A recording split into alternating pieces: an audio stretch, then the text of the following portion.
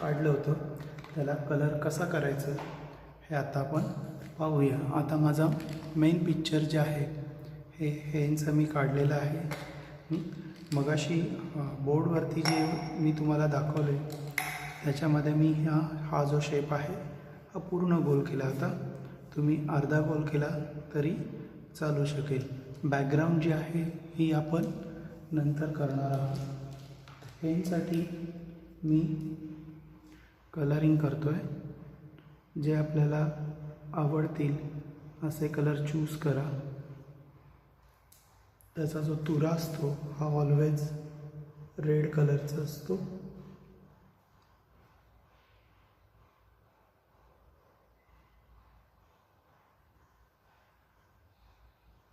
त्यामुळे रेड हा part red आणि हा जो आपला मेन कलर आहे। त्यानंतर आपण त्याची चोच करायला घेऊ। ही साधारणतः थोडी ब्राऊन कलरची असते, त्यामुळे थोडासा ब्राउनिश कलर तुम्ही वापरू शकता।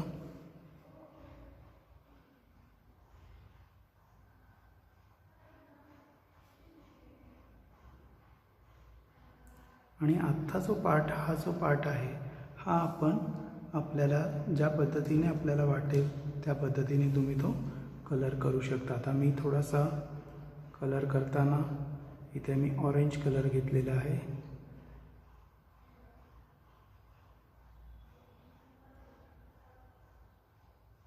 कलर करताना घाई करायची नाही।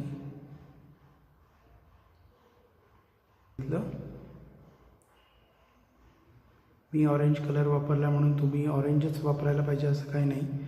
तुम्ही पिंक घेऊ शकता, ब्ल्यू कलरसुद्धा घेतला तरी काय हरकत नाही, कारण आपलं ड्रॉइंग आहे। मी पिंक कलर हा खालती बॉडीसाठी घेतो आहे। येलो कलर आहे तो, तेव्हा तिचा पिंक कलरची कोंबडी शक्यतो नसते, पण आपलं ड्रॉइंग आहे, आपण ड्रॉइंग करतो आहे, त्यामुळे इथे तुम्ही केलं तरी काही हरकत नाही।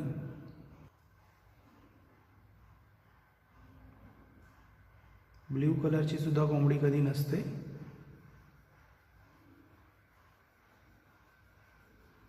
पण पिंक कलरला थोडासा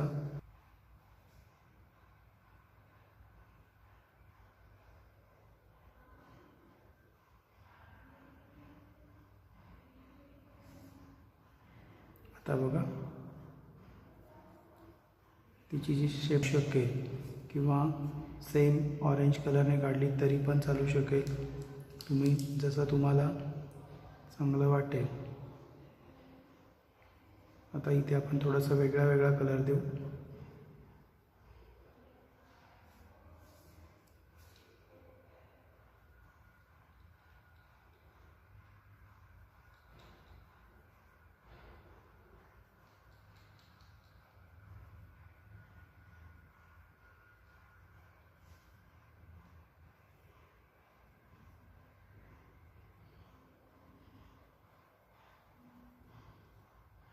थोडा मी वेगळ्या शेड्स घेतल्यात।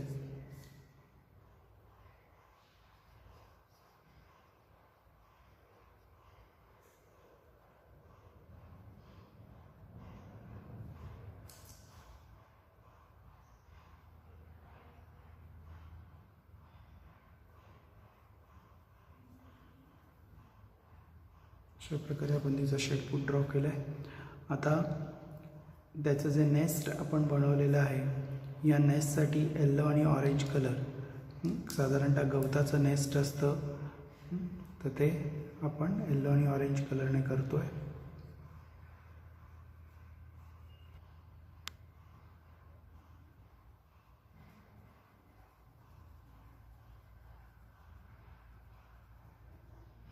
आता याच्यामध्ये मी ऑरेंज कलर्सच्या थोड्या शेड्स देणार आहे, त्याच्यामुळे आपल्याला ते गवतासारखा थोडासा इफेक्ट आपल्याला द्यायचा आहे।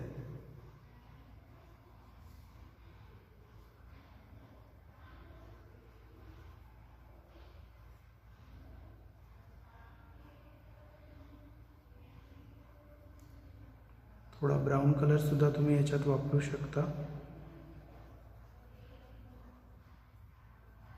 आपण वापरूया इथे थोडासा ब्राऊन कलर.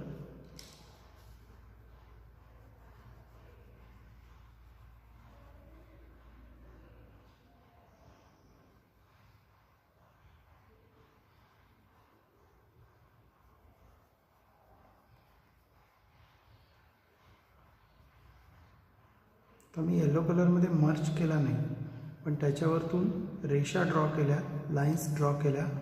त्याच्यामुळे काय होतं की तो एक गवताचा जो आपल्याला इफेक्ट करायचा आहे तसा तो दिसतो. आता यानंतर जे एग्ज आहेत,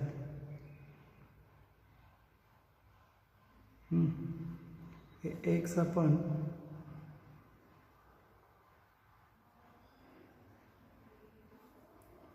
व्हाईट कलर तसाच ठेवला तरी चालेल किंवा ग्रे कलरने केलात तरीसुद्धा चालेल.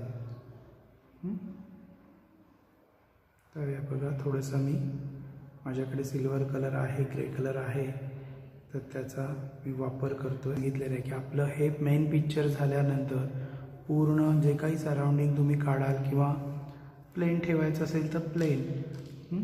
आता मी थोडीशी मागे झाडं काढली आहेत, एक इमॅजिनरी लाईन ड्रॉ केली आहे. ही बघा, ही आपली एक इमॅजिनरी लाईन ड्रॉ केलेली आहे. आणि याच्या मागे मी काही झाडं काढली आहेत की जी आपल्याला दूरवरती आहेत, लांब आहेत, त्यामुळे ती झाडं आपल्याला काही एवढी क्लोज दिसत. तुम्ही घर काढू शकता किंवा काही काढू शकता, झाडं, किंवा तुम्हाला काहीच काढायचं नसेल, प्लेन ठेवायचं असेल तरीसुद्धा ते बाकीचं जी बॅकग्राऊंड आहे ते आपण ब्ल्यू कलरने जसं स्काय करतो, 1-2 पार्ट करून आपण तो कलर करायचा आहे. आता बघा, मी बॅकग्राऊंडला थोडा लाईट कलर दिला, त्यामुळे ॲटोमॅटिकली माझं मेन पिक्चर थोडंसं कसं दिसतं आहे, चित्र कसं दिसतं आहे, थोडंसं उठून दिसतं आहे.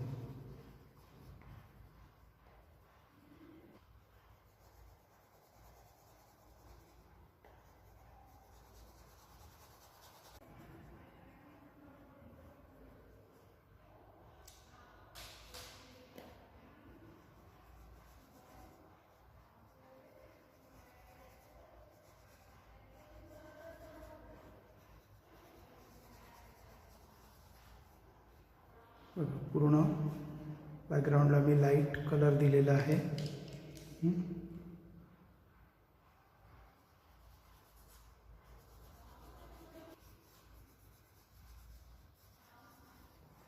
त्यानंतर त्याला एक बॅकग्राऊंड आपण काढून घेऊ. बॉर्डर ऑलवेज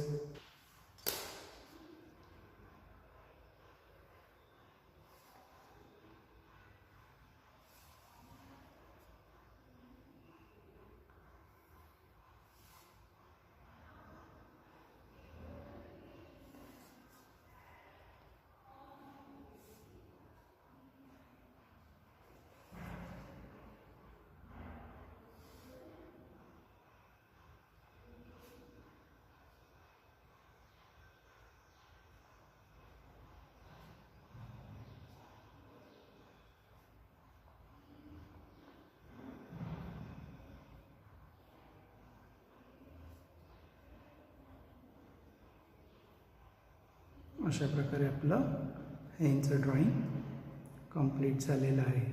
तर घरी व्यवस्थित प्रॅक्टिस करा. काढून झाल्यानंतर तुम्ही ब्लॅक कलरने त्याला बॉर्डर देऊ शकता.